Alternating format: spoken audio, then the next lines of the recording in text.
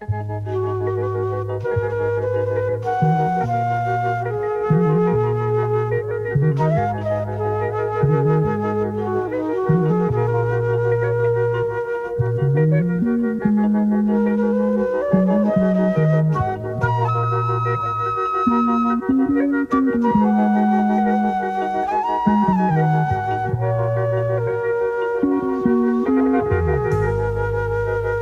you're thinking of the seacoast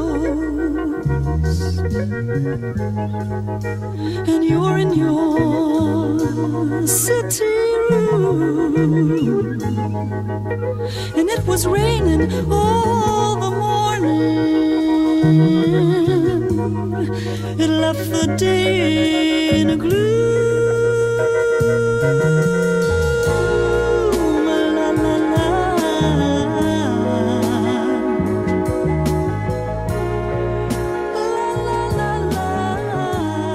So it is a high honor and real pleasure to welcome David Bentley Hart, a man who needs no introduction from me. I could go on about his many great works and profound influence on my life. In the interest of time, I will proceed to the subject at hand. How universal restoration is accomplished in messianic time through sophianic politics. David, for those perhaps unfamiliar with these terms, would you please elaborate how you understand universal restoration, also known as tikkun olam or apokatastasis, Sophia, and their relation? To be honest, you've just created a web of associations that I don't think explicitly have ever addressed in connection with one another in public anyway, so I'm not quite sure what my answer will sound like. As for universal restoration, this has been a consistent theme of Jewish and Christian thought since the intertestamental period. I mean, you see it mentioned in the book of Acts in passing, for instance, as simply a recognized eschatological paradigm, that the will of God is the restoration of creation in stages, but ultimately in a real transformation of reality from the age that is to come, from the Olam Hazeh to the Olam Haba. And I think it was genuinely constitutive. I think it was, in fact, the religious, the spiritual, the philosophical paradigm within which Paul thought, for instance. I think his entire theology is consumed with understanding the way in which the tikkun olam, as you say, the apokatastasis ton panton, is accomplished in and through the singular event of Christ in history, which, of course, if we're to believe the biographical material in Acts or the hints that we find in Paul's own letters, is something that struck him in the form of a genuine encounter with the risen Christ. And this theme, I think, has always nourished the deepest and the most morally and spiritually significant parts of tradition, both Jewish and Christian, actually. But if we're talking in Christian terms, those theologians who understand this as the grand narrative within which the gospel was originally preached, or within which it unfolded, at least in the mind of someone like Paul, and who've tried to continue it in various ways, theologically, but also politically, socially, morally, are the ones who come closest to understanding what the proclamation of Easter originally signified, or should signify. As for sophianic, I mean, there you're you're introducing a term that obviously has 10,000 different possible connotations. Obviously, the figure of the divine wisdom, Sophia or Chokhmah, is a biblical figure. Again, when we associate with a fairly late stage in Judaism, the wisdom period, which spans the late prophetic, but mostly the intertestamental, the Second Temple period. This is the notion that creation itself is always already, in some sense, even in its otherness from God, part of the immanent mystery of God and the divine wisdom which pervades and shapes creation, and that within the order of creation there's already a kind of spiritual desire, a longing for union with God, and that the very structure of nature and history are pervaded by this divine wisdom that is not just a sort of abstract structure of rationality, but that is actually a spiritual volition towards aspiration, towards longing for, nuptial love for the divine. And that it's the revelation of this sophianic core to creation that should be, the restoration of all things, and that should be also the object of our labors in the present, in politics and economics, in social life, and in the moral life we lead together. And sorry, there speaks Roland, who's a great enthusiast for this sort of theology. I have special attachment to those thinkers in the 20th century, 19th and 20th century, in Russia and elsewhere, who revived this emphasis in their theology. Above all, Sergei Bulgakov, whom more and more I've come to think of as the only theologian of the 20th century really worth the time. I don't really mean that, but I mean simply I find him so absorbing that everyone else seems to pale in significance. Mm-hmm. I don't know if that answered. No, it begins to answer, because really, we're speaking to a general audience, and maybe not everybody is familiar with all of these terms. You brought up these two different tikkuns earlier, this sort of. I'm not aware of having mentioned two separate ones. You'll have to remind me. I don't really speak Hebrew, so I'm afraid of mangling the term. Not two understandings of There's the olam hazeh. Excuse me, two different olams. Excuse me. Yeah.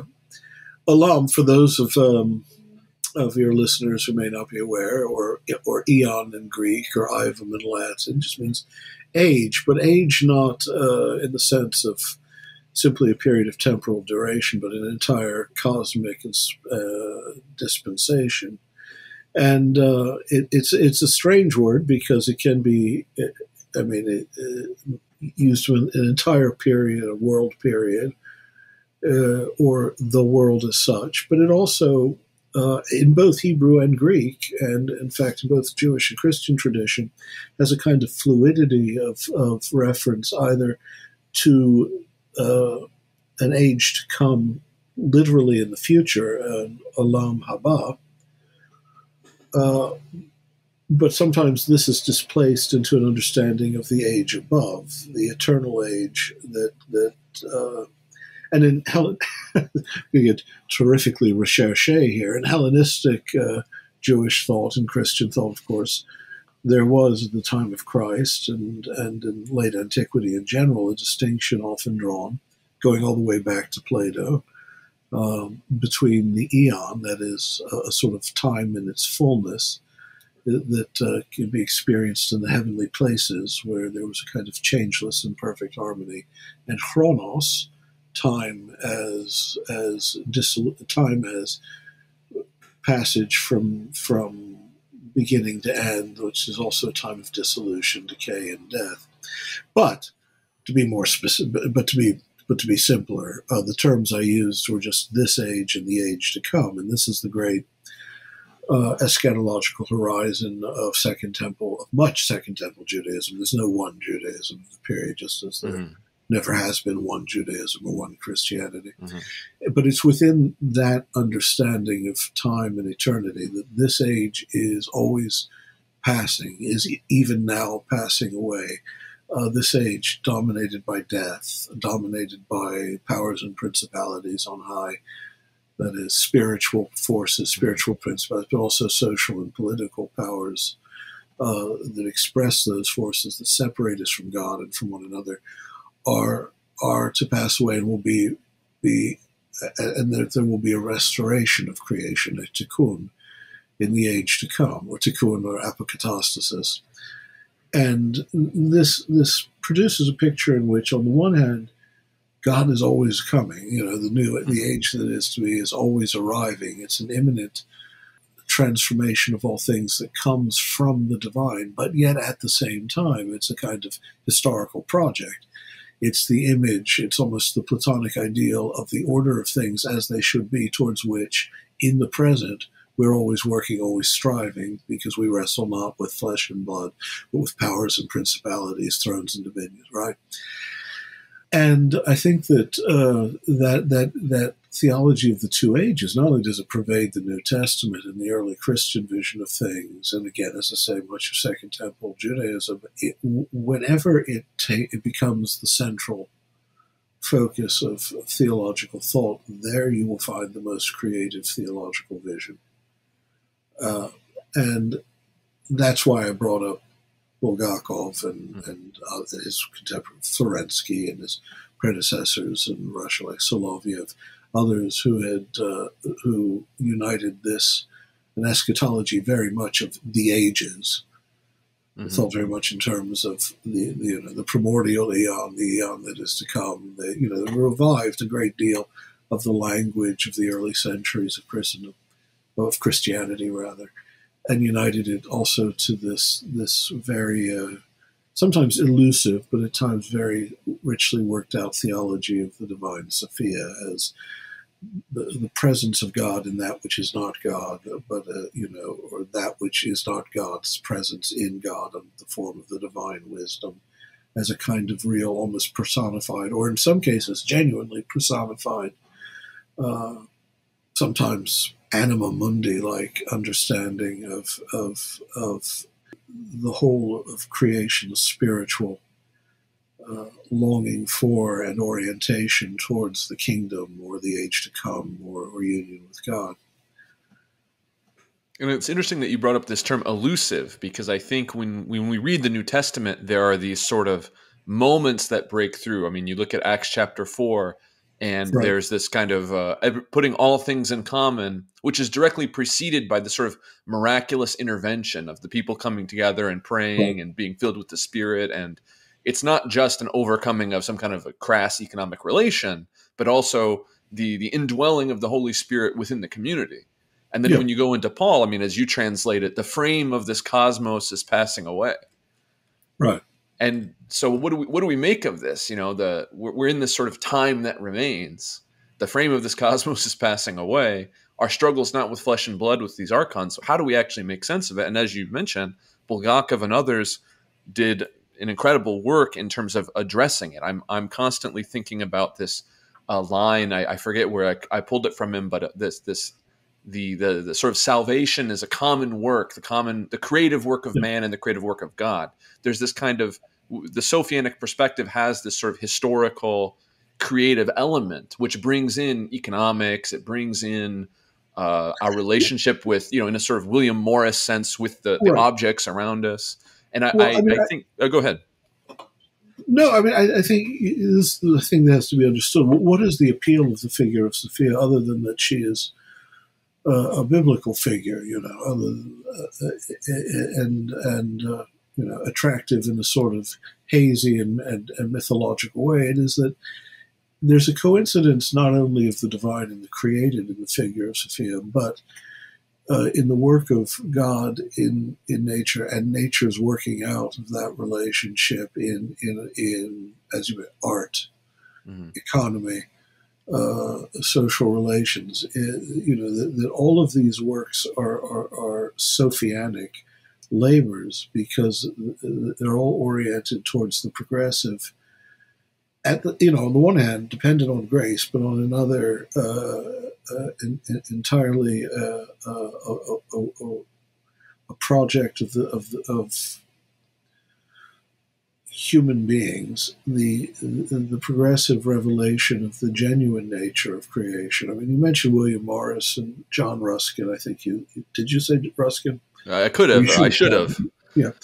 But it's true. What is the artist doing? I mean, in a sense, for William Morris, I mean, there's a cooperative. The artist is cooperating. Now, Morris, of course, later in life lost his explicit faith, but it's curious because the Christian configurations of his thinking never abandoned him. It's very curious, and Ruskin's theology, wavered between the more, I'm going to put it, the more orthodox and the more affective throughout his life. But what they were both certain of was that the vocation of the artist actually is one of revealing something in the nature of creation which longs to be revealed. And longs to be revealed because it is the place where the essential rationality and orientation of nature towards the good, which has been obscured quite often. I mean, for Ruskin, in a sense, the language of the fall remains important. The more it becomes associated with the sort of the palpable works of modern human beings in creating a social and cultural and economic reality that disfigures nature. I mean, and for William Morris as well. Why was William Morris a communist? He said, well, because capitalism is hideous. That's one of his answers. What they're seeking to reveal is the orientation of creation to the good in its essence, and that the artist participates in this is literally doing the work of the spirit. And you find that very much in the Russian sociologists, Florensky and Bulgakov, not just in the arts, but in the sciences and economics and the political realm. The human being very much, and it's helpful if they're Eastern Christians. They're not burdened with any of the Western Christian mythology of an opposition of grace and nature, an opposition of between works and grace. The human striving is, when properly oriented, is towards the revelation of the reality of the age to come already in the present in the form of Sophia and Sophia's longing. It's not even human striving, right? The rocks cry out. You see the right. Well, that's the thing. The Sophia is the reflection. You go ahead. Yeah, it's nature's own striving. It's all of creation longing. I mean, that's Paul, of course, chapter 8 of Romans. All of creation is groaning in anticipation, in longing for the glory to be revealed.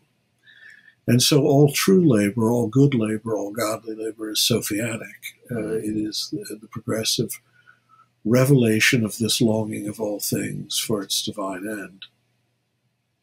And that's the divine end of apokatastasis. That's the divine end that, I mean, you've written at length about, Bulgakov got in trouble about, but we have this perspective of, even the devil and all of his angels shall be redeemed as the ultimate end. Okay, we can talk about the ultimate end.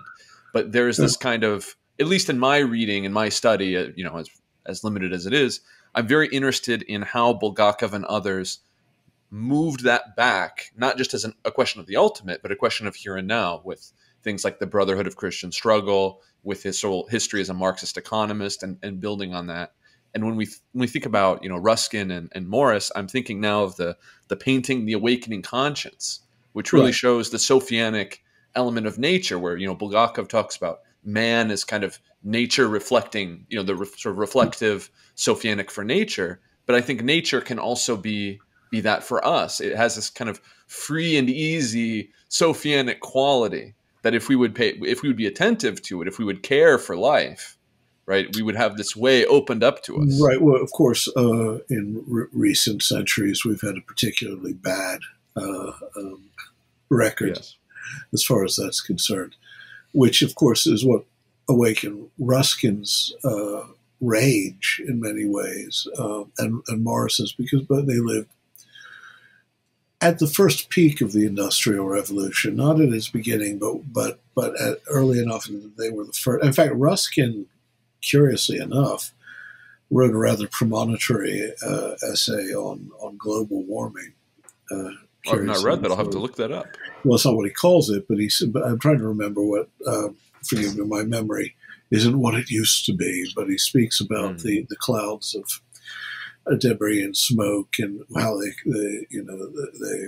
might ultimately alter the atmosphere, alter the very order of the seasons, and Now, he wasn't speaking necessarily as a scientist, although even then people were aware that carbon dioxide was produced with coal smoke, But he somehow intuited that there was some sort of disproportion between production on this scale and what nature was meant to or was able to accommodate, and that he saw in this a kind of spiritual or diseased spiritual vision of nature. He sounds. In fact, there are passages in Ruskin that sound positively like the late Heidegger talking about the age of technology, nature reduced to a standing reserve. Although with Ruskin, there's a deeper moral outrage. With Heidegger, there's just the tone of boring prophetic resignation, semi-prophetic Cassandra. Trying to hide her Nazi pedigree. Yeah, I mean, it's the entirety of nature crying out, and curiously enough, as Ruskin, Morris, you mentioned, as in Bulgakov, they understood that part of the battleground was the realm of economics. All of them influenced to some degree by Marxism. None of them a Marxist at the end in a pure sense. Morris would call himself a communist to the end, but his understanding of what that meant is so unlike the late Marx, the Marx of the third division of Das Kapital, who basically embraced industrial production on a mass scale, as where the great division comes is for someone like Bulgakov, who was fully versed in Marxist economics as a young man. The expression of the labor value of the worker in Marx, he realized, becomes a parody of the capitalist's notion of what nature is, one of infinite production, and the only way in which labor properly expresses itself is in more or less capitalist terms. That is the constant production of goods and in the recuperation of the labor value of those who produce those goods by seizing it back from those who've alienated it, those who've made it. This is simply to change. Simply turns the whole world into a factory at the end. I think it's curious when you compare the early Marx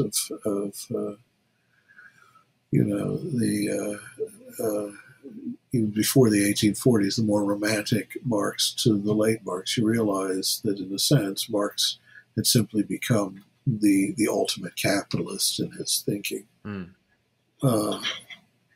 Whereas Ruskin, Morris, the sociologists, obviously they recognize that the true escape from alienation is actually to stop the process, to recognize that industrial production and consumption is itself the problem, and that it's alienation from nature in nature's own intrinsic longing for God that is the source of the destructive relation we have with our world. It's and so ultimately, I mean, the interesting thing about Bulgakov is he was a brilliant economist, and some of his richest metaphysical early writings, like the World is Household. I'm trying to remember what I think that's the Philosophy name of Economy. Philosophy of Economy. Well, if you've read it, Yeah, in this work, he talks a lot about economism, right? yeah. This turning of everything into a factory. But I was simply going to mention, when you read that book, you notice that for Bulgakov, economics is not the gray science Mm-hmm. at all. In fact, it's a field of some of the richest of his early metaphysical, spiritual meditations. I mean, it's a remarkable. That book is also a remarkable exploration of idealism, and of sort of a creative reconstruction of German idealism in a repristinated, more Christian, more apocalyptic, more eschatological form. And you can see the course of his later development as a theologian already laid out in what is, after all, supposedly a text on just economics. So, I mean, he never thought of economics simply as a science of the movement of wealth and of goods. He always understood it as a matter of imperative spiritual concern regarding our relation to the world as creation and creation's relation to us as the vehicle of divine revelation. And what do you make of that? I mean, if we think about this sort of legacy, when we consider the sort of milieu of Bulgakov, for example, we see people going to Ravensbrück and dying, and there's this commitment to trying to work out their faith, from Florensky staying in Russia and going to his death. And there's this sort of, I don't want to critique the milieu or anything. It's just, there seems to be post-war, I don't really know what happened. I don't know what happened that made this sort of all this vital energy. I think part of it is just the sense of shock at the brutality of what followed in the wake of it's like what happened after the French Revolution. A great number of young idealists became somewhat disenchanted and diffident when it came to trying to make sense of the next step socially and politically. I mean, think of young Wordsworth. Bliss wasn't in that dawn to be alive, but by the end, he's a kind of tedious old Tory writing sonnets in praise of telegraph wire. It's I think in part of the post-war period. I mean, just think of the disruptions because what had happened, of course, is that whatever idealisms had presumably initiated the huge political and social convulsions of the time, what quickly happened was that these became new and more terrible technologizations. In the case of Germany, obviously, the technology of race, the most perfidious and pernicious imaginable reduction of human nature to a kind of technological, an item of technology to be revised and recreated and restored. And that's how economics more and more is treated in the late Marx, and that seemed to conform well to the large projects of the Soviet period, which concerned themselves not with creating anything like a society in which economy had been reduced to the scale of the human, so that the human participation in economic life could actually become an organic and integral revelation of the structure of nature and human relations as mirroring nature's longing for the divine, all that stuff that you even see in the early, more romantic Marx. It had become, again, a gigantic scale, absolutely inhuman scale of a sort of technological revision of human nature and human relations, in which persons became only so many parts of the machine. And thereafter, it becomes very, what are you supposed to do in the aftermath, both of the Russian Revolution and then more horribly the Second World War and the Revelation? of the death camps, and it becomes, the priest workers movement in France. I mean, there are things you can imagine doing, but the degree of confidence with which you're going to express yourself regarding the possibility of large projects of genuine revision of the social relations in economic and political terms, obviously you're going to be far more hesitant, far more aware of the moral dangers, the catastrophes that can ensue when an idealism becomes translated into an ideology. I mean, for me, it evokes a question that I was discussing with somebody who is older than both of us and that had some contact with this milieu as it was waning in the 20th century. And I asked, what occurred? And basically what he told me was that people intermarry, they assimilate, and the sort of spiritual vibrancy of the community starts to decay, as one would, expect. And it evoked for me some of your remarks about the seeming impossibility of Christianity. You mean by intermarrying and assimilating, you mean like what communities are we talking about? Like you have Christians assimilate to secularity, Russians assimilate you to have French. Both, all of the above. You send people over on boats. They set up their institution. They're reflecting. There's the sort of flowering of both saints and martyrs and incredible theological works. And then over time, there's a kind of relative to what was happening before, people start to leave. There starts to be a sort of less of a it becomes a kind of historical period and not a ongoing concern, so to speak.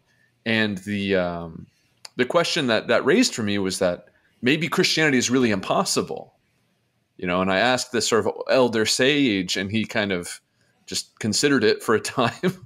And I think it's a question to ponder. But I mean, this is something I was reflecting on your recent article about Sloterdijk and this conception of the impossibility of Christianity. Is that kind of the problem with the time that remains, is that we don't, we have this eschatological vision that makes sense on paper. We have this sort of legacy we can look back to and point to figures, but in the present, Christianity seems to be kind of impossible. Well, it's never made a good case for itself in this regard. It's not just the present, because it's not Christianity that's receded with Christendom, really, right? It's Christendom that's receded and exposed itself as never having really been Christian in some sense. So, it's hard. One can make the mistake of imagining that there's a kind of dialectic to the way these things unfold in history that is intrinsically inevitable just due to the rational structure of human history. One can become a kind of fatalist, second-tier Hegelian about this and say, it was always fated to be this way. In fact, some people read my Sloterdijk article as saying that the collapse of Christendom, not just its collapse, but the entire course of it is a kind of a fated cycle, which isn't what I was saying. What I was saying was that it was always on corrupt and impossible terms. That, because there's certain, from the beginning, from the moment Christianity, let's be honest, even before the imperial period, even before Constantine, there was a fairly violent transition. Violent in terms of what happened, not in the way it happened. It actually happened rather gradually and apparently without being noticed. But anyone who actually, isn't, say, like an American evangelical or an American right-wing Catholic who's just another kind of evangelical, who believes in the myths of capitalism and believes that Jesus was a great supporter of private property and so on. So anyone who actually reads the New Testament realizes how radical the claims made there are, what Christian life consisted in, right? None of you who considers anything his own can be one of my disciples. I mean, this is there's the sense that within and this is always understood, a period of waiting that everyone expected to be quite short. Within this sort of blessed dispensation of messianic suspense, when everything has already happened, is now to be revealed. It is possible to live this way, Now, how well they did it, we have what Acts tells us about the church in Jerusalem, but we already see even there, tensions. And in Paul's language, you get the sense that from a very early period, this model of communal life is fraught. But that's simply a matter of human sin. You can still imagine that it's possible within a very sheltered and within a very sheltered community whose historical expectations are very few because they don't expect much of history. Still, they don't really think history has much further to go. Already by the time of Constantine, obviously there'd been a greater and greater accommodation to the reality of wealthy Christians, to Christians in the military, to Christians whose relation to a society that did not bear the marks of this radical apocalyptic messianic annunciation of the gospel in its dawn. Had come to be accepted. Clement of Alexandria is already trying to come up with apologetics for owning wealth. Now, the radical language of the gospel on these matters of wealth and poverty and of social order, hierarchy, mastery and slavery, remains consistent even into the church fathers in the early imperial period, but it's become almost a kind of catharsis at that point, you imagine. When John Chrysostom or Basil of Caesarea is denouncing the wealthy of Constantinople in their presence, right there in the city, telling them that their wealth is is bread stolen from the mouths of the poor. Does anyone expect the order of society to be reformed as a result of that, or are these, or they're willing to listen to these clergymen, still idealistically preaching this gospel? Is it a kind of rhetorical flourish? Is it a kind of rhetorical performance? Not just a rhetorical flourish, almost as a kind of ritual appeasement of God. Here, penitentially, we listen to it this Sunday morning. We recognize that we're sinful, and then I'm going to go beat my slave because he broke one of my cups. So you can begin to imagine. You can perhaps begin to argue that Christianity becomes impossible precisely to the degree that Christianity makes itself possible. Tries to become possible within the terms of the society that already exists. This is an ambiguity and a stress before the empire. But once the empire, first of all, tolerates Christianity and then assimilates it in one sense. I mean, there is an actual kind of chemical reaction here. I mean, Christian language, Christian thought did ameliorate all sorts of aspects of the ancient. Only people who don't really know much about pre-Christian pagan Greco-Roman culture would doubt this. Still, at the same time, Christianity itself was being subdued and corrupted. And from the first, because of the nature of that alliance, there was a contradiction written into the very structure of Christendom that would always be a constantly dynamic and corrosive force, inevitably tearing it apart. When I say inevitably, and this is why I want to clarify the Sloterdijk argument, inevitably because of the actual historical conditions and material conditions of Christendom, not inevitably in the sense that it's unimaginable that a real Christian social order could be conceived and lived out. Our historical imagination we should never fatalistically assume that, and this is another reason Bulgakov became disenchanted, obviously, with the Marxists, is they really were definitely believers in the materialist dialectic. This capitalism is a necessary stage, and in fact, it is the liberating, and in some ways, on one hand, destructive, but necessarily destructive. I mean, it's funny when you read an arch capitalist like, say, Schumpeter talking about gales of creative destruction, and then read the late Marx, and you realize the degree to which they're in agreement on the destructive and creative nature of capitalism. That's just where it's leading. The visions diverge. Well, this contradiction inevitably meant that Christianity, unlike just about every other religious social order in the history of humanity, was built upon a tension that could not be sustained, a volatility that was always subverting itself. On the one hand, the gospel was always subverting and being subverted by the state, and the state was always subverting and being subverted by the gospel. And ultimately, an age of disenchantment, collapse, was inevitable. The material conditions, obviously, that led to it, like the printing press, we can point to as having a kind of inevitability. But ultimately, this was an unsustainable fiction.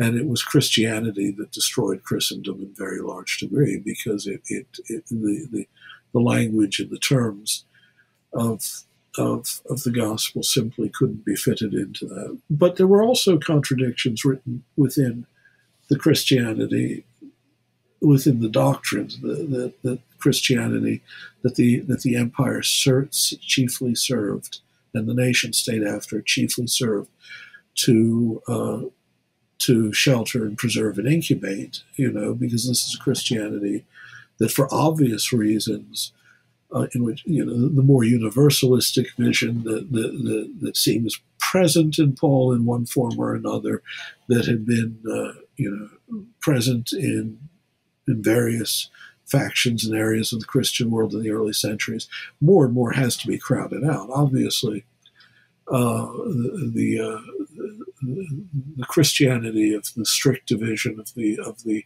saved and the reprobate, of the virtuous and the damned, better serves by far the demands of social order and the mythology of the empire and the state, and the need for the institutions of Christendom in order to preserve us against our own worst impulses. I'm not saying anyone, conspired to impose this image of Christianity on Christendom, but naturally, it's an almost inevitable. There, I will say, a kind of, again, given the actual material conditions of the time, an almost inevitable development, that would become the dominant way of understanding the age to come. Mm-hmm. And so all the richness and ambiguity, say, that you find in 1 Corinthians 15 or in Romans 9-11 when read correctly, or in the theology of figures like Origen or Gregory of Nyssa,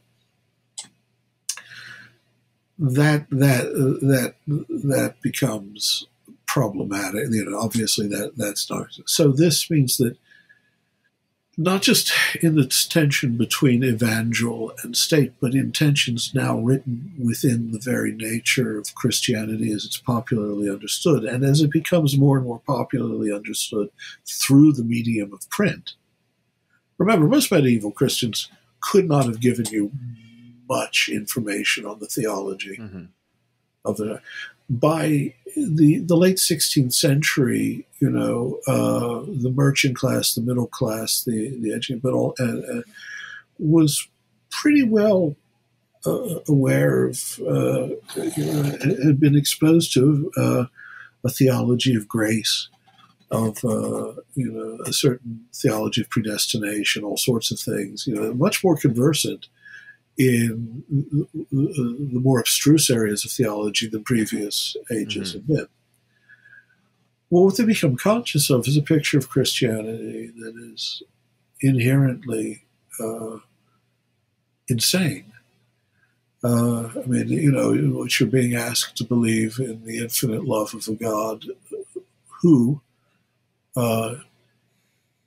also intends, should that love, should your devotion in any wise fail, or should his predestinating power have left you out of the eternal calculus of the saved and the damned, subject you to eternal torment as the condign penalty of existing. Mm-hmm. You know, the picture of Christianity that went hand in hand with the ancien regime, say at the time of the French Revolution, was offensive in institutional terms. But when you got past the institutional terms, it also arguably was offensive in itself. The protests of Voltaire, Diderot against the unreasonable doctrines of Christianity is itself a kind of after echo, a kind of paradoxical or inverted Christian protest against cruelty and injustice and anything that reduces the image of God in human beings, or in this case now see the rational person, I mean, that to something meaningless and contemptible. I'm sorry to keep going on like this, but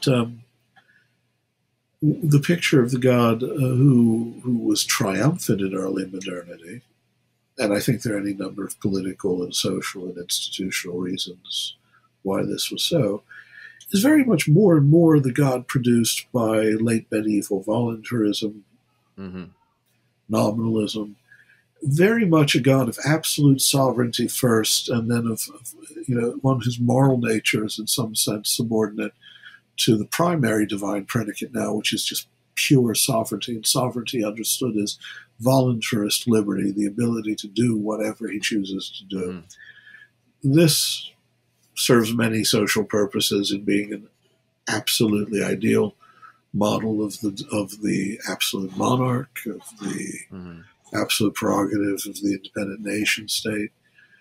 But this also becomes more and more a model of human freedom in early modernity, which slowly migrates from God to the individual. On the one hand, there's a perfectly understandable movement towards a cry for the rights of man, but also more and more the individual comes to understand himself or herself as possessing freedom precisely to the degree that he or she is a little God, a little center of pure, spontaneous, voluntarist power. No longer is human freedom of participation in the divine desire for and longing for and an infinite orientation towards the good. It's simply power as such, in which case God is now not the infinite reality in which I participate, but the infinite rival to my freedom, right? So in all these respects, Christianity becomes impossible. That's the long answer. But that's a history. That's the question. I mean, I'm sorry to have taken so long, but when you lay it out like that, you realize that that's a history, and history may have certain mechanisms of inevitability, certain material realities, certain social dynamisms that once set in motion have predictable results. But it's the question of their once being set in motion. One has to understand that every history is also a tissue of contingencies as well. It's an interplay of the inevitable results of contingent causes. And when you start then to think how one would take this apart, how radically one would take this apart, then maybe Christianity is possible. But you realize that to get to that possibility, you have to be very radical indeed, not only in taking apart the society that is the residue, the result of Christendom, but also taking apart the myth of Christendom, taking apart Christendom itself, and taking apart the Christianity that the tradition has burdened us with in all of its more malign aspects. And that is a mighty labor indeed, and one from which you can recoil with a sense of hopelessness. And yet I think that's what someone like Bulgakov was talking about. I mean, that's how radical his vision was. He was not afraid to challenge Orthodox tradition itself. He wasn't just. Remember, he was a scandal, not just because he wasn't a good modern secularist, who believed that all happiness could be found within the accommodations of the secular order. Not just because he was, suspicious of the modern nation state or the modern papacy, that sort of institution. He made war on his own tradition as well. We have to go back to the very ground, and so he'll argue with the fathers, which the Orthodox very rarely do, and this radical trying to to argue with the liturgy. Argue with the liturgy. He's making a radical reappropriation of the New Testament, the intertestamental period, the Sophia of well, the Proverbs, but of the Sophia of which Paul speaks, which is a madness to this world. Well, I want to address this kind of a major undertaking. So I assume you would agree with Solovyov in his sort of critique of Western Christendom as being the result of an externalizing tendency. To a very great degree, yeah. So you have this externalizing tendency that takes the faith, just if I can be simplistic for the sake of time, it externalizes that, and then it becomes sort of an object of politics. So, for example, in the Protestant Reformation, we end up with a theology that not only serves, absolutism or, the development of the modern nation state, etc., but is literally produced by that they're co-produced together at the same time.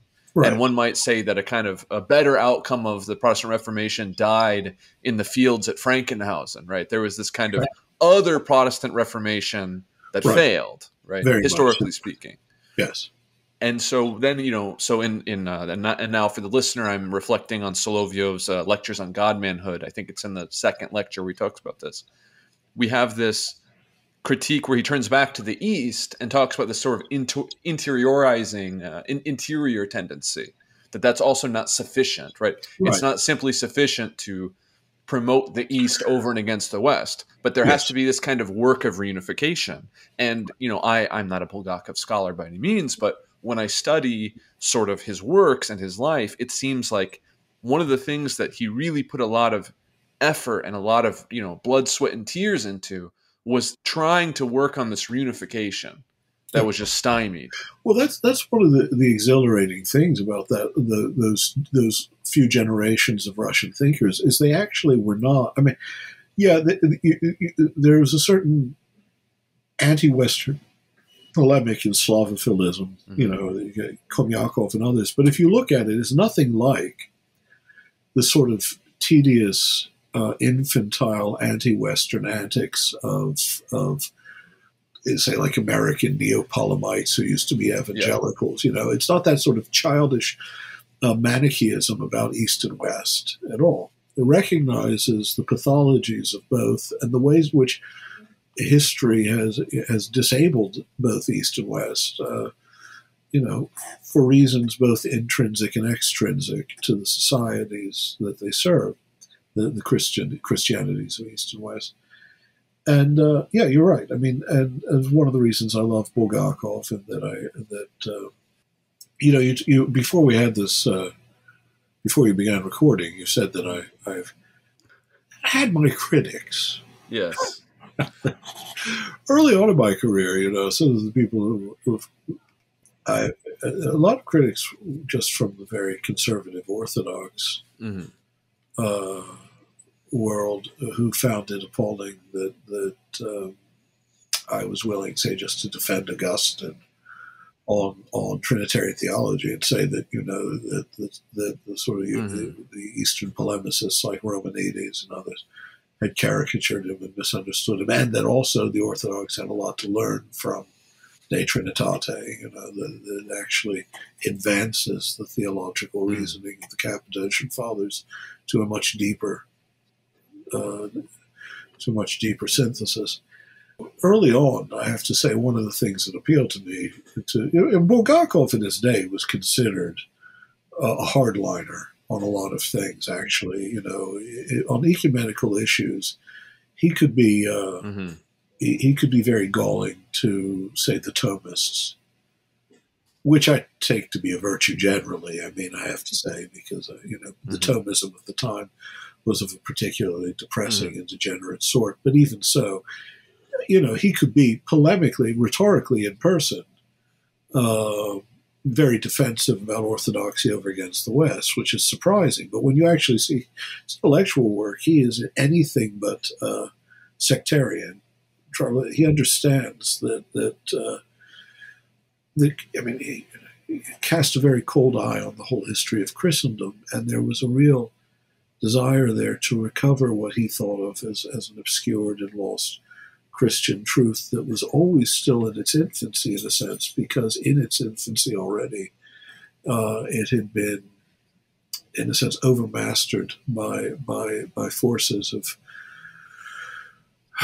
political but also religious conformity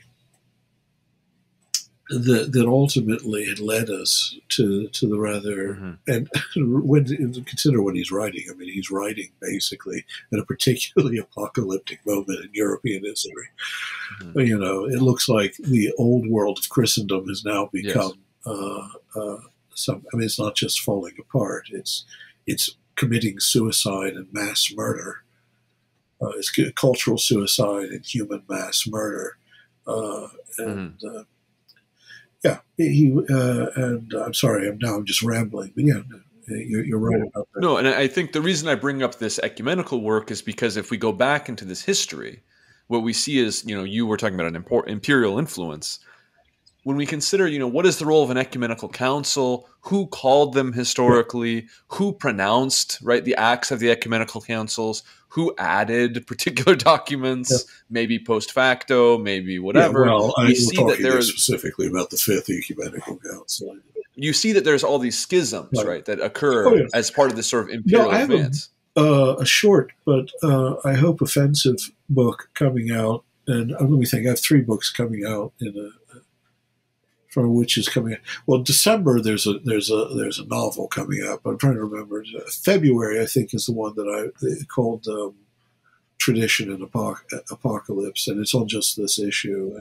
No, we have to. I think we radically have to rethink what we understand by the authority of tradition of the councils. The notion that we've turned them into these sort of positivist myths of and we read them so stupidly. I mean, when you look at the councils, the thing that should strike you most forcibly is their utter vagueness on matters of. The pronouncements are ever and again pronouncements that try to bring the end to a controversy by fixing upon a formulation that is sufficiently vacuous.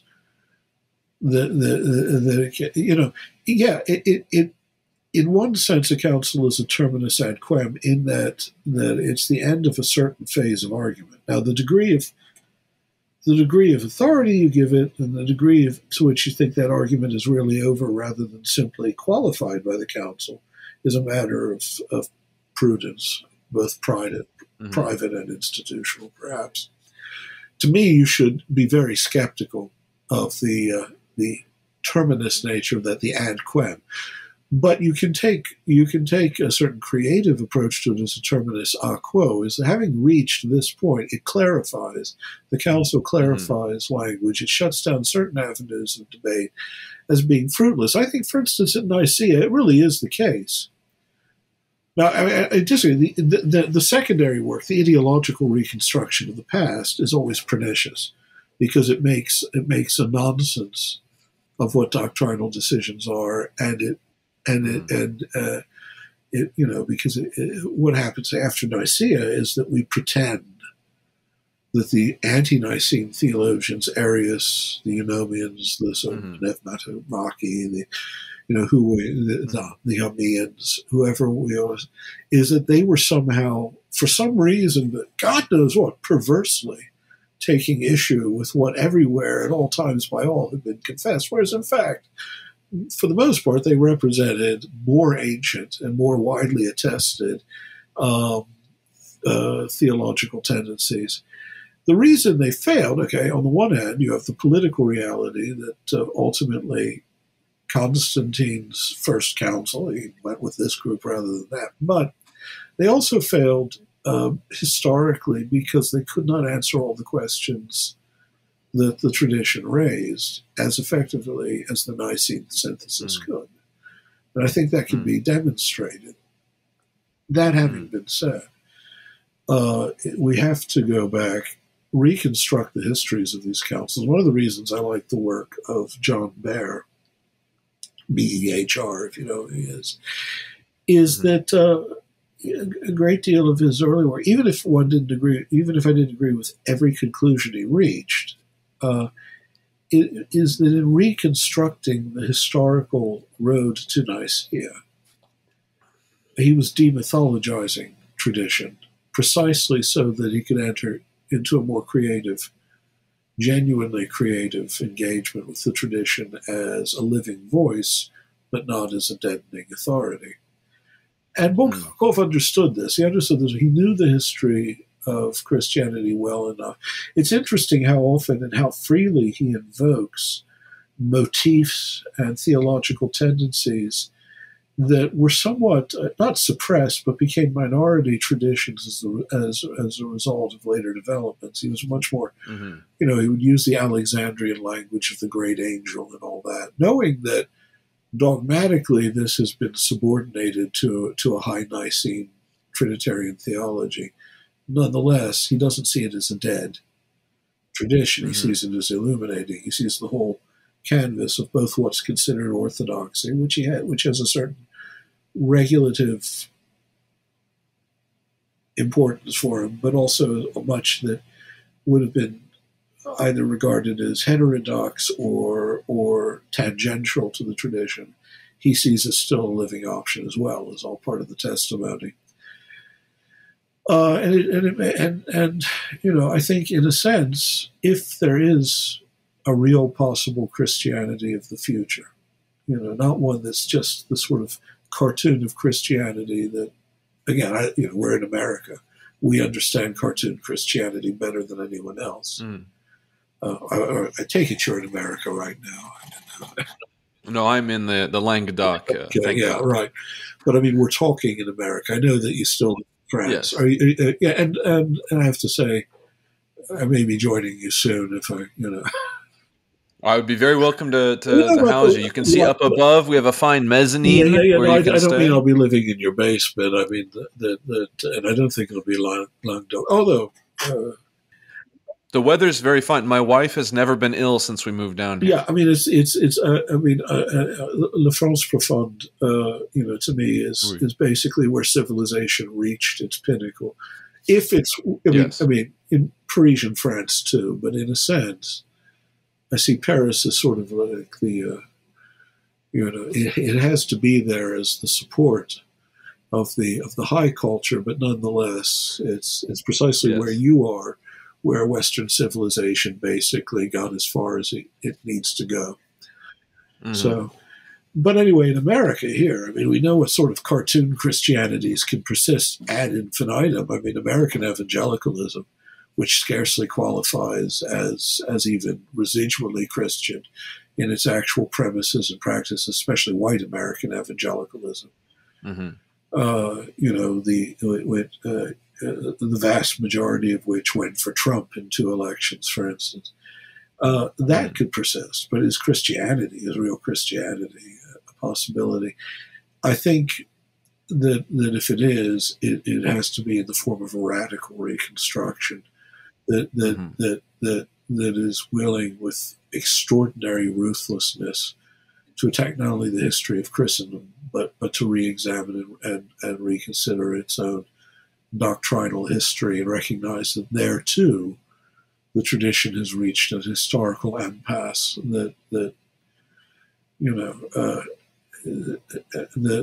manifests itself in the collapse of the Christian vision of reality and the sort of the rise of the mechanistic vision and the capitalist vision, the technologist vision of reality that we now inhabit, and which is without idealizing the past in any way, but which has its own. But precisely overcoming the past. We're trying to overcome the past while rescuing from it those things which late modernity, those good things, those embers that late modernity basically spends its time trying to stamp out. I do a lot of work in philosophy of mind, for instance, and it's amazing what a fanaticism for the mechanized universe can produce. I mean, it's amazing how many Anglo-American philosophers have devoted themselves to the project of naturalizing consciousness, for instance, in a way that's, I think, philosophically impossible. But in order to do it, they're willing to deny the existence of consciousness, deny the existence of real intrinsic intentionality, deny things that they, as folk psychology, things like desires, beliefs, love. All of it, love, you know, for instance, outside of philosophy, I it's did mine. it. You know, within a certain worldview, it's persuasive. Right. Well, is it? I mean, is it really? Because to be honest, to a limit. I guess when you're living within that worldview, I mean, you can say pick up the selfish gene and not notice the intrinsic absurdity of the way in which there's a self-reinforcing cycle of propositions that cannot, none of which can be true in itself, but which reinforce one another. I mean, that's sort of like the Daniel Dennett approach to a philosophical argument. Nothing you say makes sense, but if it all fits together well enough, it looks coherent. But we've seen that, you know, it's interesting within the philosophy of mind. I mean, if you get to the point where, in order to rescue your view, to naturalize mind, you're going to the point where you're really denying qualitative consciousness, intentionality, real moral volition of any kind, belief, desire, all the things that are phenomenologically undeniable about what it is to be conscious. I mean, the very bedrock of experience, of phenomenality is such that the things that cannot be denied without denying everything, then you can see just how absurd and extreme our situation is. To rescue a Christian view of reality from that, or a sane view of reality from that, is going to have to is also a work of deconstruction. It means taking apart our own historical narratives, our own doctrinal narratives, our own understanding of the past, because it wasn't Christianity wasn't expelled from culture by an external force. It destroyed itself due to its own internal contradictions. And until Christians are willing to face up to that, then the question of whether a real Christianity is possible or not is a dead question. It's an abstract question that can only be asked from some other possible world.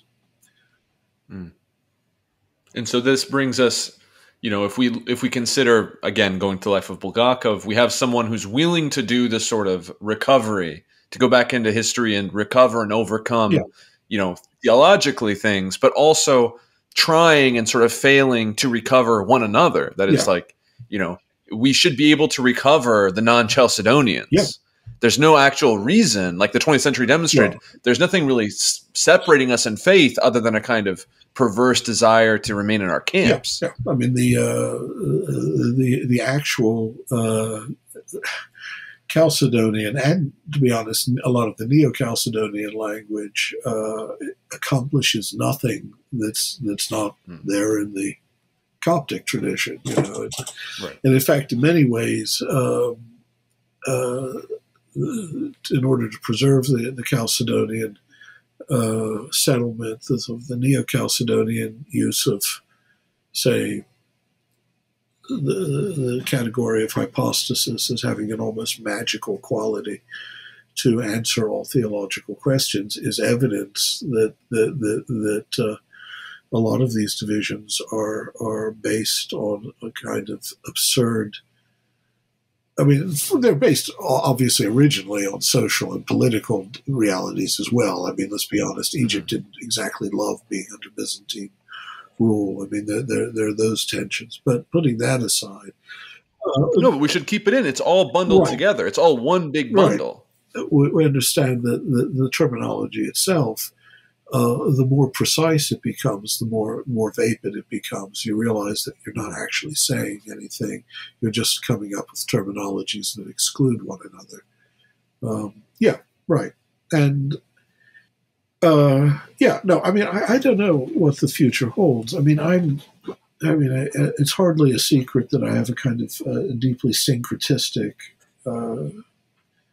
impulse in my nature as well that sees the future horizon of Christianity as being a horizon shared in some ways with other faiths, that it has to learn how to understand and accommodate and recognize the presence of truth and the presence of God in a great number of religious traditions, not just because just as I don't believe there is one Christianity, I don't actually believe there is a Christian religion over against other things called religions. I think that's a set of modern categories that can be dispensed with quite profitably.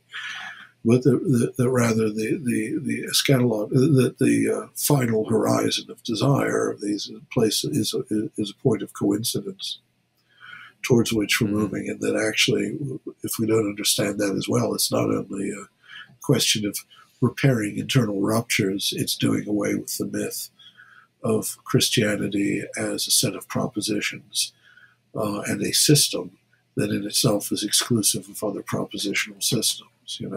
So the work talking about the future of Christianity for me is, I have to say, I admit, almost miraculously devoid of any hopeful strategies. How to proceed. There might be fatal strategies, though. I think the destructive work is worth pursuing. I mean, doing a lot of destructive work is worth it. I mean, trying to disabuse real Christians of the mythology of what Christianity has been is the first step towards, say, recovering, origin, but also just recovering. Recognizing the absurdity of the more you can, in a sense, I've come to love, when I was younger, I used to feel that I had to have a kind of dislike of Gibbon, for instance.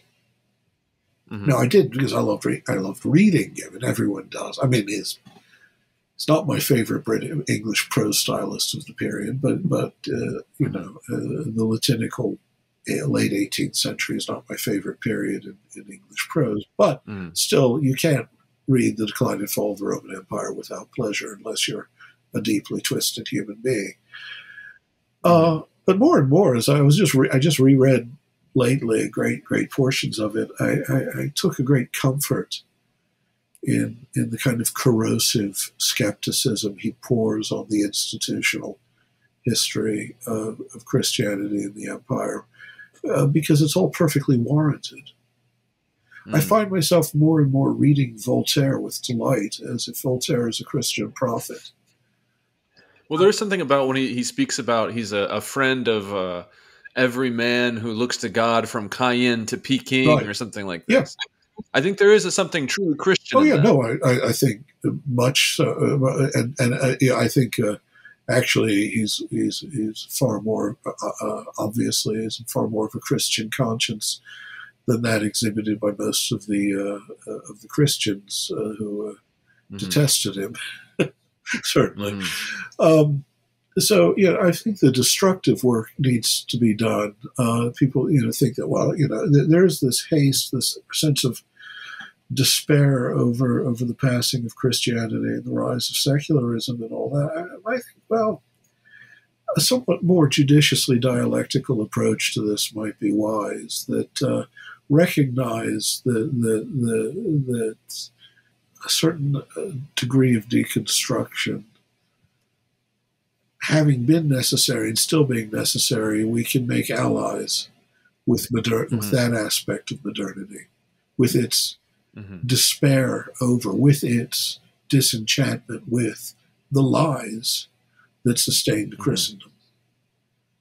What do you make, if we go back to the root issue, because you went on this long excursus, which I appreciate, about the Roman Empire and the imperial influence and the sort of history of this. I know that as a Christian, our history, per your works, cannot be the same as the flat secular history. But if we go back to that root, do you agree with Agamben, for example, in the Church and the Kingdom, about this loss of the sojourning aspect? That there's in Paul this conception of time has contracted, right? And that every vocation, I mean, I promised we'd come back to vocation. Well, here it is. The messianic vocation revokes and transforms the vocation. Right. But we've lost this aspect. What do you make of that thesis? No, I think there's a great deal of insight in that. I mean, Agamben is one of those figures who, he's like Badiou in this regard, is that the flashes of deep insight, with then occasionally interrupted with a needlessly self-indulgent flight. I thought as a philologist you'd be on his page. For the most part, I quite like Agamben, actually. I was almost about to go and grab I have the full edition of Homo Sacer, but I'd have to right over there you can see where my bookmark is. And Oh, great. I added bookmarks to your New Testament, but I put it too far away from my desk. Second edition, by the way. Is it not the same as the paperback? The second edition is going to be a second edition. It's not done yet. Okay, what's changing? It's just more. I just realized that I was still too conventional in many aspects of. As radical as I tried to be in getting back to the roots, I realized that I was still. There were like individual verses where I realized. I think it was John Dominic Crossan who pointed out to me something, incidentally. No, it wasn't him. It was who was it? It was someone more respectable than the Christian. But the funny thing is, I was reading something across, and I thought, oh yeah, he's right. I should have translated that. I'm using the language that's a little too perfumed in church. I tried to, for instance, in translating the Sermon on the Mount, make clear that how much of this is just sort of like practical advice for the poor. Yes. But I think ways of translating the Lord's Prayer that really capture how much it's a prayer for the poor.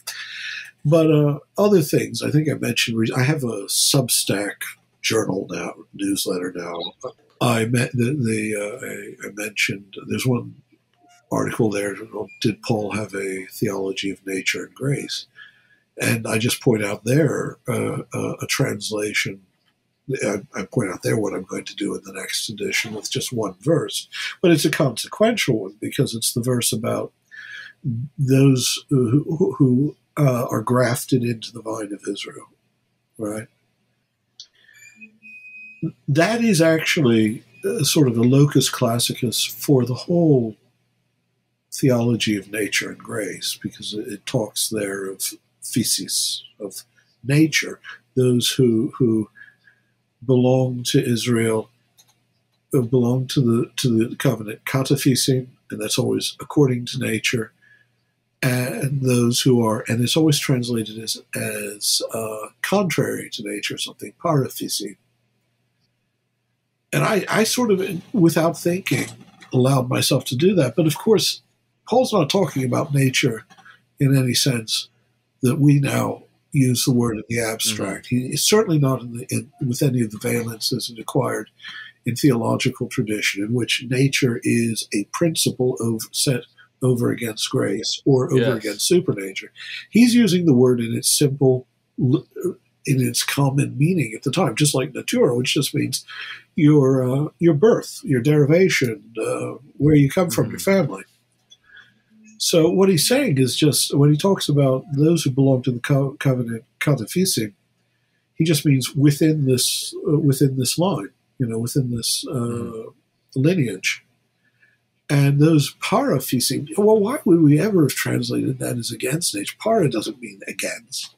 It simply means outside of, or external. Mm-hmm. So those who are outside this lineage are grafted in. So in my new translation, I'm not using the word nature there at all. I don't remember line of descent, lineage, whatever. Well, that's just one example, but there are other places where I think I could have done better. And this is instructive. As much as I thought I had succeeded in getting back as close as I could to a Greek stripped of the accretions of later theological expectation, I've now realized that even then, in certain singular respects, I hadn't gone far enough. And this also includes on the certain social and political issues. More and more, I think I caught you kinonikos as a community. communitarian or communalist or something in the original. But I didn't do enough of that. I mean, for me, when I think about, okay, as a Christian, how am I actually trying to live?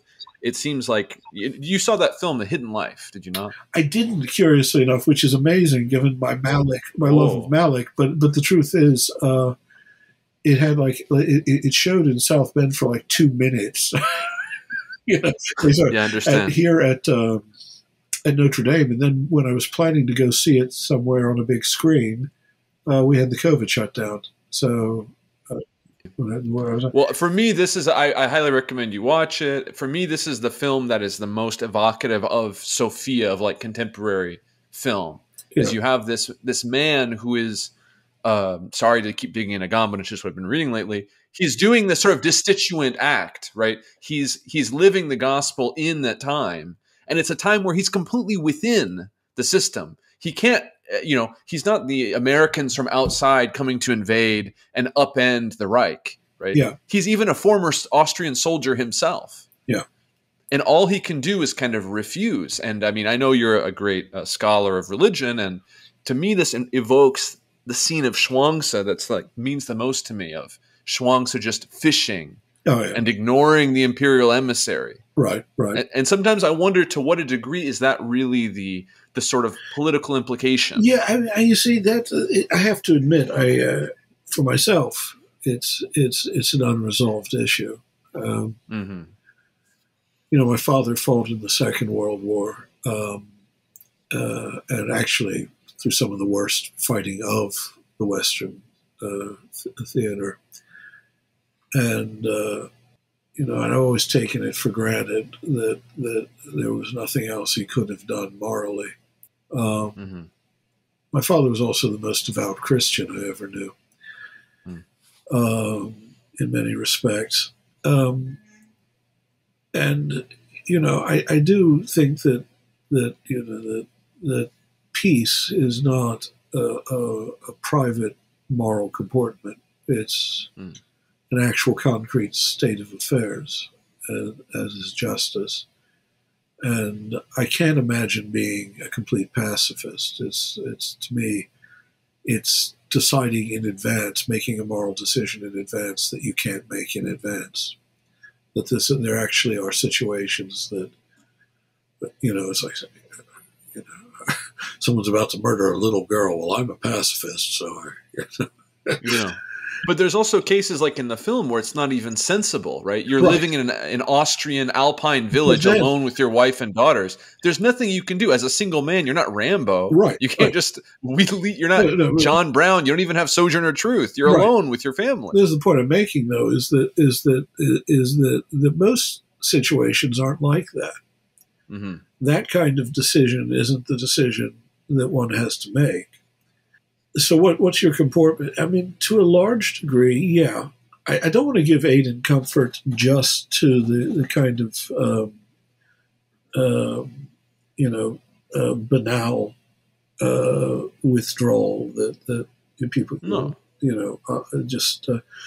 let's go have home schools and live in Jesus Town, and call it the Benedict option, But yeah, no, I mean, I think a certain, more like Schuangsa, just a kind of acidulous disdain for the silliness, the absurdity, the cruelty of the system in which you find yourself. I mean, after all, much of Christ's teaching is simply, whom did you come to see in the wilderness? I mean, people who care about always being in fine clothing and eating dainties live in palaces. Consider the lilies of the field. I mean, there's this wonderful recusant quality in the teaching of Christ and being a child of the 60s myself, if I can sort of unite my piety to the Grateful Dead, I'm sure, whatever you want to call it, the sort of that spirit of an idealized with not into some fantasy encampment, but rather into a style of existence that affirms to the degree you can, what the kingdom would look like. Mm-hmm. Even if that, I mean, and of course, it might mean in a situation like Austria during the Reich, a hidden life. I mean, it's simply a life that's drawn into into the narrowest possible boundaries of existence. I do think that non-participation is necessary. I mean, if it'd be nice if it could be a mass movement, but whatever the case, that refraining from, say, the spirit of consumerist capitalism is more than just a private hygiene. It is in its own way as much of the revolution as you can accomplish sometimes. Well, I mean, on that sense, for me personally, part of the struggle has been trying to really elaborate a truly Christian politics that takes in all of the theology you've been discussing. In my own personal political practice, I did 30 and more act with the Yellow Vests, and what I saw was this kind of mass refusal of people refusing isolation. They went out into the roundabouts, the places where commodities circulate, and interrupted it and blocked it and prevented the circulation of commodities and prevented that alienation we discussed at the beginning, where you don't know your neighbors, the cafe is closed, we're in the France Profonde and there's nothing here and it's slowly dying. There was an interruption of it. Yeah, but they still have the American food shelves in the markets where they serve that weird marshmallow stuff, whatever the hell it is. I've never understood this about the French, is they actually think that that's an American staple. Anyway. The marshmallow stuff is weird. I've never seen it in this country, but I've only seen it in France. Yeah, I'm sure there's somewhere where they eat it in America. It's a big country. Yes, I'm sure. And you have this kind of weird, I was living in the sort of no-go zones north of Paris for a long time, and you would meet people from Afghanistan who've left everything and lost everything because of America, and they still believe 100% in the American project. And you sit down to them and you say, the Americans will betray you. They don't care about your life. They don't see you as fully human, right? You express this to them, and they cannot believe it, right? Even though they're living, just an accident, a mishap away from, hoveling under a bridge somewhere. And there's this real power of ideology. And in certain moments, I've seen this break through or be clear where another form of life could be elaborated. Yeah. But every time I've seen that in my own life, where some other form of life is elaborated and a new community sort of emerges where people have broken with, the everyday alienation of capital, there's like a moment of opening and then a moment of closure. Yeah. And I still don't know how to relate to that. Yeah, well, the thing is, of course, that there has never in history been an ideological totality as successful as the capitalist claim. Mm-hmm. That here and here alone, and in this way only, is prosperity, security, and happiness possible. That only these material arrangements, this capital and labor and production and consumption, how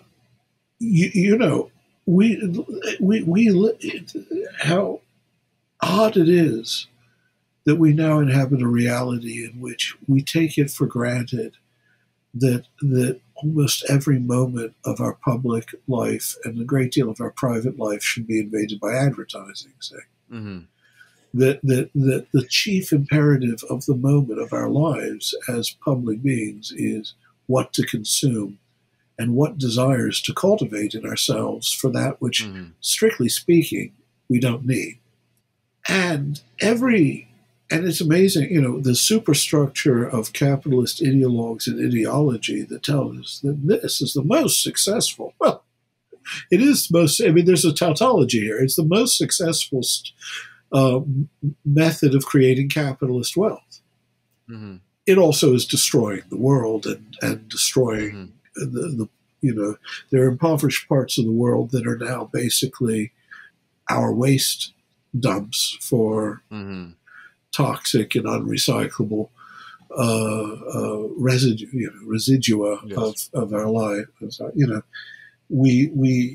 It is the most thoroughly and irrecuperably destructive system of material production imaginable, and yet our whole social order now is premised upon this understanding of the flow of wealth and services and goods. We don't think in terms now of subsidiary associations. We don't think of the soul as being nested in local associations that become more universal by association beyond themselves and grow organically from the local into the universal. We think of a bare dialectic. Here is the self, the spontaneous and in a sense, the self that is nowhere, that is simply the acquisitive self, for whom acquisition is not only the chief good, but in some ways the chief responsibility.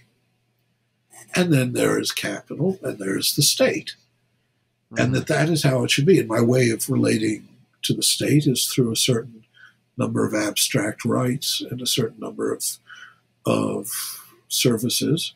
My way of relating to capital is by being a part of the system of consumption, production. How do you get out of that? I mean, there was never an ideology of the Roman Empire. There were myths. There were, the Romans understood themselves as lawgivers. They saw themselves as having a divine vocation, perhaps, but there was no pervasive ideology that had created a total structure of human relations and human identity the way capitalism does. And of course, capitalism can commodify anything, even revolution. The reason revolt is often, today's Occupy Wall Street is tomorrow's T-shirt Occupy bonanza. Democrats, right? Suddenly, how do you know that I'm on the side of Occupy? Well, I went and bought the sunglasses that have Occupy on the side of them. Black Lives Matter hats that are studded with rhinestones. So I'm a progressive. Yeah. I mean, it's capitalism can commodify everything, including the protest against capitalism. It's omnivorous, and omnivorous, and obviously in the most horrible sense of all, in that it is the death of the ecology of the world. I mean, we actually, the whole Chicago School of Economics, in a sense, as well as people like Peter Drucker, actually devoted themselves to arguing that the only moral obligation of corporate capital is to shareholders over against all moral concerns regarding even the survival of the planet. This is just, you talk about an insane fanaticism, a commitment to a kind of fundamentalism that can't really inhabit reality without destroying it. Nothing surpasses the belief of the true believer in capitalism. Nothing surpasses the cruelty, the callousness, the cynicism, the rapacity, and the moral stupidity of the capitalist ideologue. They may not be Nazis, okay? They're not the most degenerate and depraved in the present thing that you can be as a personal, but in terms of their commitment to an ideology that could destroy the whole world if it isn't turned back, they can look that in the face. They can lie about it, but at the same time know that it's true and still not give a damn. I think it was Baudrillard who said something about, fascism is the kind of lusty midlife crisis, and the capitalism we know today is the kind of mature, sober-minded, Sure. But, and again, I'm talking to you from the most barbaric country in the history of the world. Of course. On the one hand, we have created material wealth. People who are suffering poverty in Afghanistan naturally look to a country where it is true that a first-generation immigrant can build a business and his children can be in law school, 20 years. You drink the tap water. Yeah. And you can drink the tap water. That's all true. Capitalism does, capitalist society produces wealth. It also produces immense poverty and suffering in other places in the world. But, so it's not that it's selling nothing. It's just that it's a lie that this system, which enriches certain persons beyond not only the dreams of avarice, but the most diseased, fantastical dreams of avarice, while impoverishing millions of others, is the actual only way in which a healthy economic system can function. It's a lie. But we will never explore the alternatives in all likelihood, except in the abstract, in our armchairs or little communities of dissent which flicker into existence for a moment and then are extinguished because of the overwhelming and irresistible power of capital, unless there's a collapse of such magnificent proportions that the human suffering is almost unimaginable. Is it likely that then the process of rebuilding in terms of a more sane economy could even be contemplated? But then we would be doing it in the ruins, ecological, social, cultural, political. We're talking then. I mean, in a sense, the ruins are already here, right? It might not be, you might not be living in the ruin, I might not be living in the ruin, but the ruins, as we mentioned, there is, the whole world in a sense is the ruin. And I guess sometimes I reproach myself because, I'm not really a thinker. I'm more of somebody that's trying to make a world that's livable, right? That's kind of been my focus. And I'm not saying I'm succeeding in that in any way. It's just, when I read like in Bulgakov about Judas, what is Judas's crime? His crime is this zeal. He couldn't be patient. He felt this wall had been erected between him and Christ, and he had to break the wall down by forcing Christ to reveal himself. You've read that bit of it. Yeah.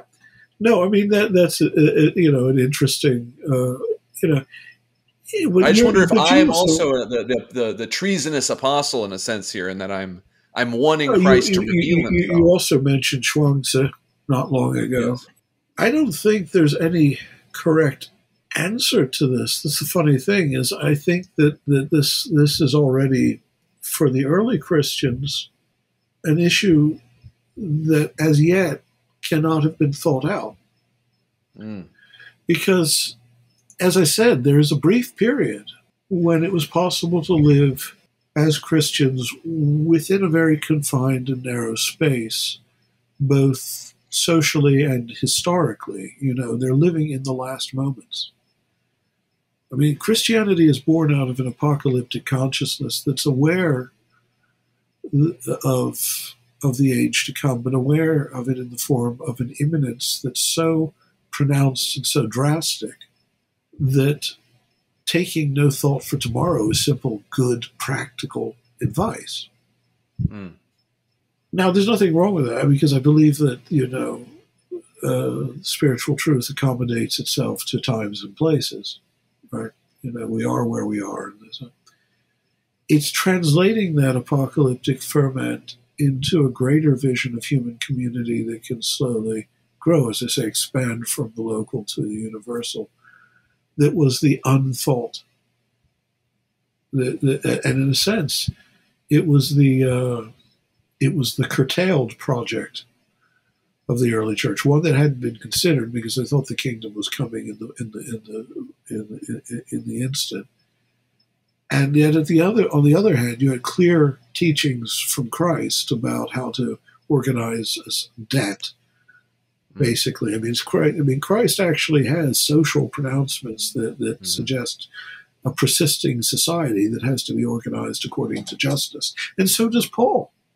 And these two things are going to be in tension with one another. Well, as the imminent eschatological horizon begins to withdraw, then a picture of how to live as Christians in a world that is not yet the kingdom, but that is always, passing away, begins to take shape. I think you see it in Origin. You see it in the language of the church fathers about wealth and poverty and all that. But it is curtailed by the fact of Christendom. And that's why I don't know if we've ever thought out a Christian politics. You know, I think it's always been something adumbrated, but then, in a sense, the question was suppressed and the question was deferred to a historical moment that only perhaps now is coming into view. The end of Christendom was the end, and again, ascribe to it whatever dialectical inevitability you like. I think within the material conditions that created Christendom, within the social and spiritual reality of the attempt to create a fusion that was impossible, there was a kind of dialectical inevitability to a sort of nihilistic, or or call it what you like, a collapse of the accommodation that would carry away the credibility of Christianity as a social logic with it in most people's minds. That until now, that question has been ceaselessly deferred, except in moments when there's been a sudden eruption of apocalyptic expectation that's had political results, like peasant revolts or the Russian non-possessors. They come and they go, and you begin to grasp that the imperative of a Christian social politics has not altered, but the form in which it can be embodied in the present, well, it may look like revolution, it may look like a hidden life, it may look like many things, but as yet, I don't know what it looks like, except that it's radically different from what we're doing now. It's definitely opposed to the powers and principalities of late modern capitalism, and what's emerging as the ultimate, which was always present, the deep, ultimate synthesis of the authoritarian state and capital. I think China represents the future of the alternative to a Christian politics, for instance, one that our own Western economies will more and more gravitate towards as well. But until Christendom collapsed, I don't think the possibility of a true Christian social order, Christian politics, could actually come into view as something to be thought of as a real possibility. And since we're in the only in the most infant stage of that reflection, who can say? Well, I do know that there are certain concrete things that are obvious, like, Christ makes it clear that the poor are his paramount concern. Any politics that's not about the poor and poverty and doing away with the injustice of poverty and all the any politics that doesn't start from there obviously is not a Christian politics.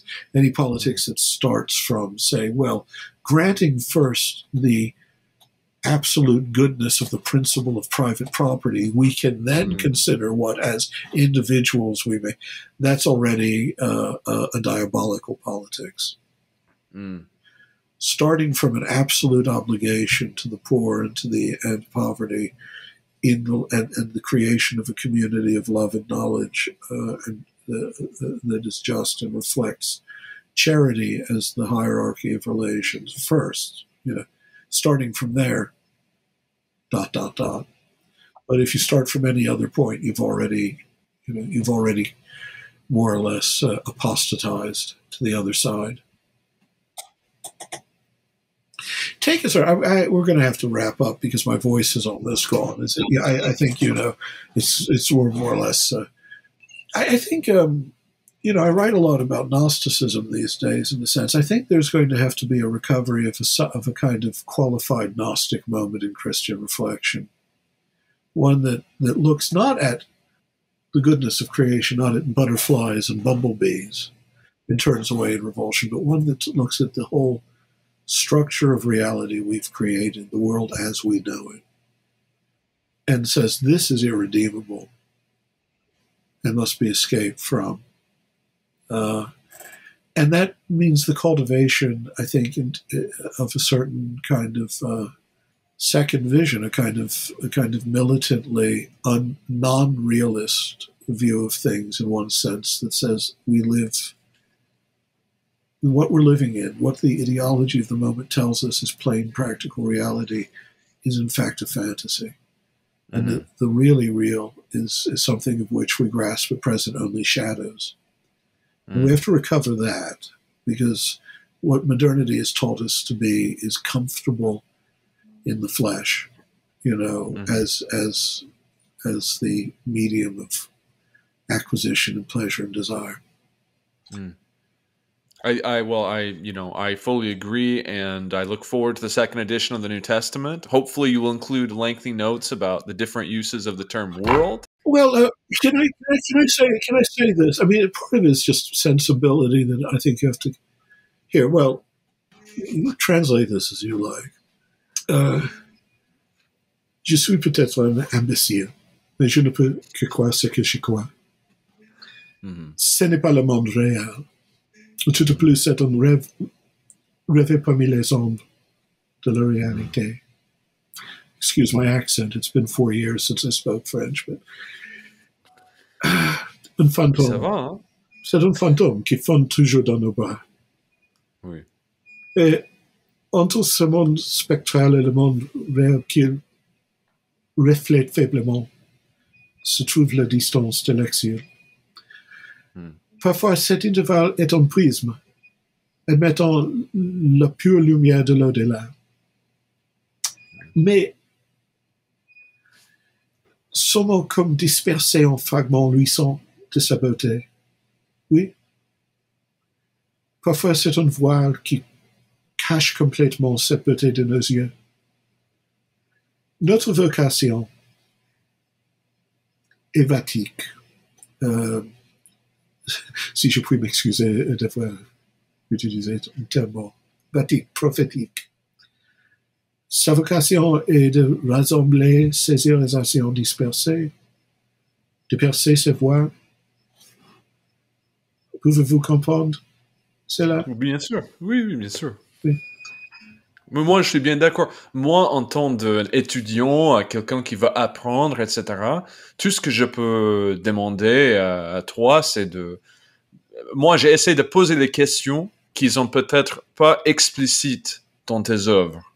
Oui. Les questions, comme on a dit au début, de la Sophia, oui. le tome messianique, etc., etc. Et pour moi, c'est tout simplement une question de... Je vois peut-être aussi une sorte de au-delà. Oui. Mais oui. comment je peux dire? La lutte pour celle-ci, je sais pas, est-ce que c'est une lutte chrétienne que j'ai fait avec ma vie ou pas? Est-ce que je peux même approcher le chrétianisme en termes de moi personnellement? Oui. Je ne sais pas. J'aimerais, j'ai essayé.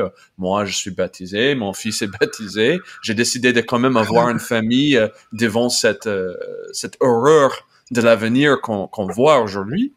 Tu vois ce que je veux dire? Il y a une sorte d'épouvantable devant nous, mais quand même, j'ai décidé au fond de confinement, Covid, etc., que quand même, il faut vivre. Il faut vivre quand même. Je ne vais pas abandonner la vie. Je ne vais pas abandonner le temps qui reste, quoi. Et c'est pourquoi je pose ce genre de questions. C'est pas non plus pour le plaisir de la théologie. And I've enjoyed the way you've posed the question. But, I wish I had more answers for you.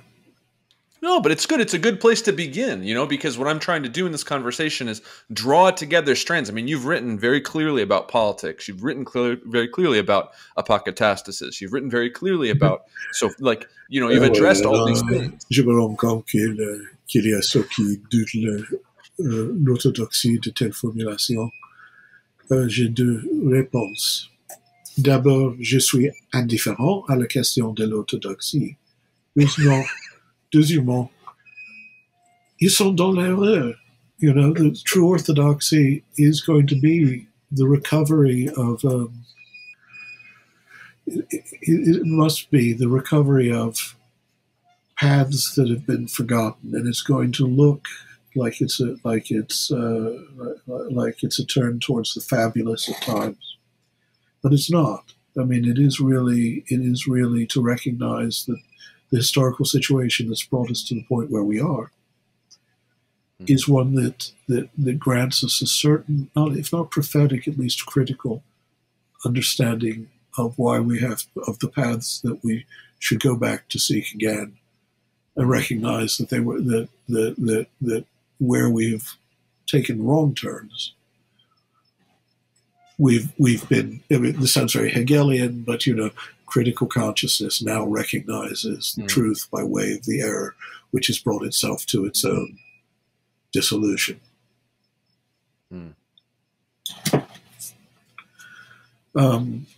Well, actually, I wish I wish we'd conducted the whole interview in French because I'm out of practice, as I said. We can do another episode. Do a special French episode. Je n'ai pas parlé français depuis 4 ans, Mais donc it's been 4 years, and I'm so totally out of practice in my accent. Mais donc tu veux déménager en France? They will overcome by the word. They will overcome by the word. They will overcome by the word, by the blood of the Lamb and the word of their testimony.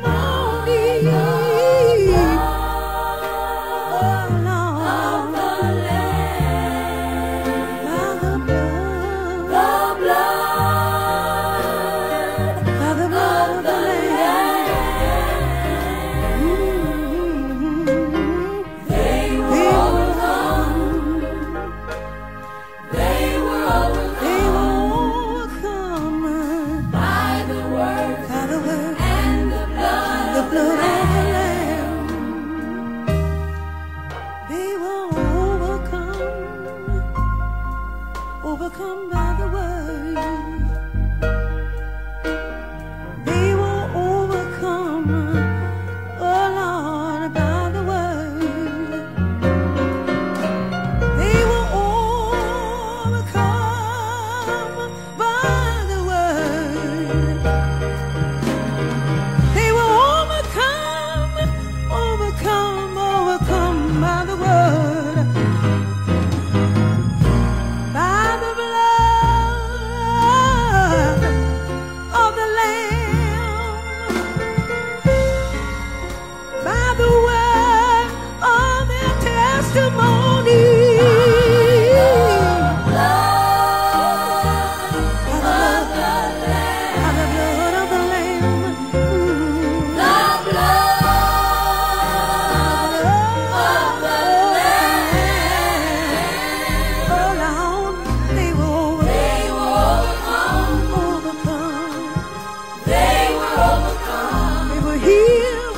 They were overcome.